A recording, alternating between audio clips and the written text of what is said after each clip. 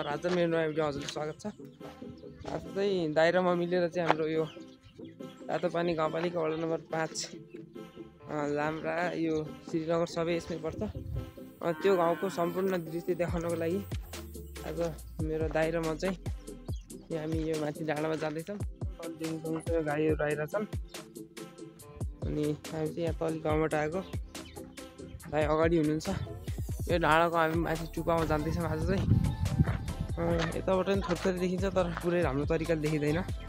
माथि गएपछि एकदमै राम्रो देखिन्छ। भिडियो चाहिँ लास्टसम्म हेर्नु होला। लगाइ हल्का माथि बाटोमा आउँदा आउँदै यस्तो मन्दिरहरू भेटाएका छन्। मन्दिर मात्रै छ, भित्र मूर्तिहरू त केही छैन। हुन्छ जुनमा पनि यस्तो पुरै कुहिरो लगाइसकेको छ, एकदम प्रदूषण बढिसकेको छ। यहाँबाट नि गाउँहरू देखिरहेछ। देख्नु सक्छ यो चाहिँ श्रीनगर भन्ने गाउँ हो। लाम्रा भन्ने गाउँ चाहिँ तली छ अनि तली यहाँबाट हाकु भन्छन् त्यसलाई चाहिँ। अलि यो कुहिरोले गर्दा देखिएको छैन। अनि तली एउटा ऐरेनी बजार भन्ने छ। हामी चाहिँ यहाँ माथि डाँडामा जान लागेको।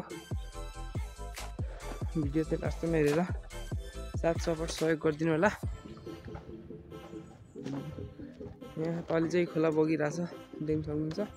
तली चाहिँ एउटा चौर छ, त्यसमा चाहिँ हाम्रो जिल्ला स्तरीय फुटबल पनि खेलाउने गरिन्छ। तातोपानी गाउँपालिका चाहिँ यस्तै छ, देख्न सक्नुहुन्छ गाइज।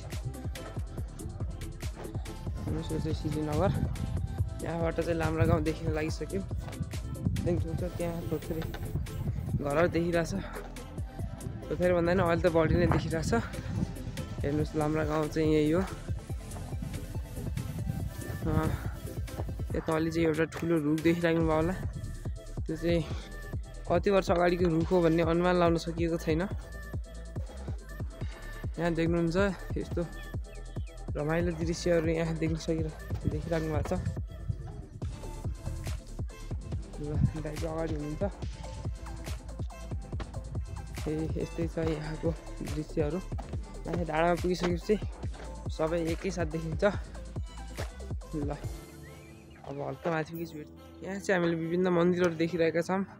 अघि एउटा तली थियो, एउटा यहाँ छ, एउटा चाहिँ यहाँ माथि छ। ल अब हामी त्यो माथिको मन्दिरसम्म पुग्नेछौँ।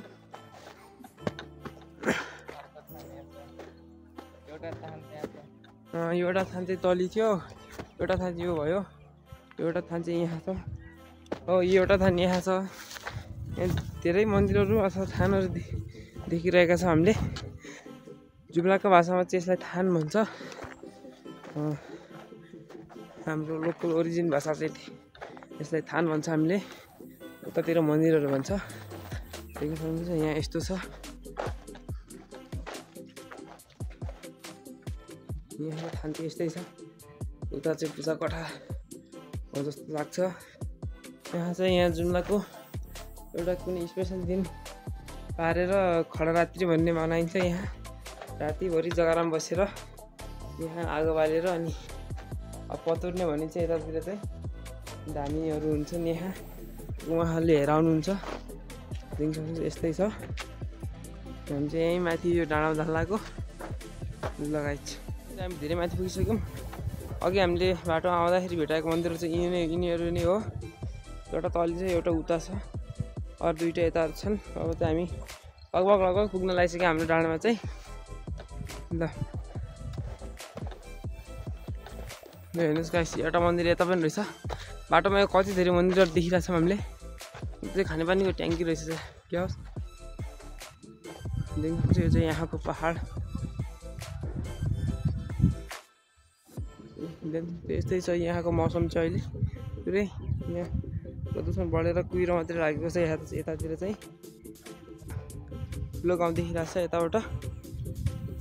दिनु सक्नुहुन्छ गाइज। अब चाहिँ हामी हल्का अझै माथि जानेछौँ। हामी चाहिँ लगभग टुप्पामा पुगिसक्यौँ। यहाँ माथि देखिरहेको गाउँ चाहिँ घुमघाट भन्छ। यहाँ चाहिँ एउटा उता जस्तो छ। यता चाहिँ श्रीनगर भइहाल्यो, अघि पनि भनेको थिएँ। हाम्रो दाइ चाहिँ तली सोफामा बसिराख्नु भएको छ, लोकल सोफा। अनि देख्नुहुन्छ उता चाहिँ यो लाम्रा। उता यस मोबाइलले क्याप्चर गर्न सकिरहेको छैन। उता चाहिँ ऐरेनी बजार देखिरहेछ। देख्छ भर्खरै यहाँ आगलागी भएको कारण यस्तो देखिरहेको छ। तर यहाँ बादलको छाया जस्तो देखिरहेको छ, तर यहाँ चाहिँ आगलागी भएको थियो। तल्ली गाईहरू आइरहेछ। यस्तो जग्गा जुम्लाको मौसम चाहिँ यहाँ अहिले त्यस्तो हरियाली छैन। हरियाली भएपछि एकदमै राम्रो देखिन्छ। तल चाहिँ हाम्रो यो जिउला भन्छ, यसलाई चाहिँ जिउलाको भाषामा जिउला। यहाँ चाहिँ अहिले यसमा जौँ लगाइरहेछ कि अब यस्तै छ, देख्न सक्नुहुन्छ। अब चाहिँ एकछिन हामी यहाँ यो भिडियोहरू खिचेर एकछिन हामी फेरि फर्किनेछौँ।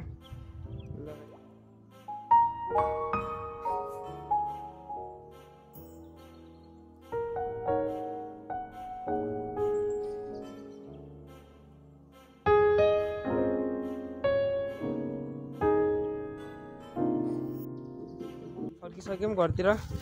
डाँडामा बसेर हामीले एकछिन फोटोसोटो खिच्यौँ, भिडियो बनायौँ। अब चाहिँ हामी फर्किनु लागेको। आजको ब्लग चाहिँ यहाँ अन्त्य गर्न चाहन्छु गाइज। बाई, अर्को भिडियोमा भेटौँला।